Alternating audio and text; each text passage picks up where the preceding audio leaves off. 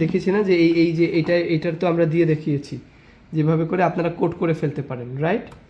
তো আমরা এগুলো দেখলাম। ওহ কি সুন্দর লাগছে মাশাআল্লাহ। আমরা মোল্ডের ক্ষেত্রে যেটা করব সেটা হচ্ছে চাবি রিংয়ের ক্ষেত্রে যেগুলো করব, মানে এটা এই সব ক্ষেত্রে আমরা যেটা ফিল আপ না হয়েছে ওগুলোতে হাত দিব না। যে মোল্ডগুলো ফিল আপ না হয়েছে ওগুলোতে হাত দিব না, যেগুলো ফিল আপ হয়ে গেছে ওগুলো আমরা মোল্ড আউট করে ফেলবো।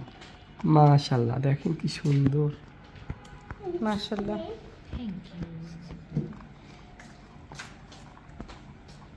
এই যে আর একটা দেখেন, আমি যদি এগুলো সব পারফেক্টভাবে করি, যে একদম পারফেক্টভাবে দিয়ে দিলাম মাপটা এবং মোলটা, এটা দেখেন কোনো ধারালো কিছু হয় নাই ফিনিশিং দেওয়ার। থ্যাংক ইউ মামুনি। এই যে আমার ভাগ্নে আমাকে একটা ফুল দিয়েছে।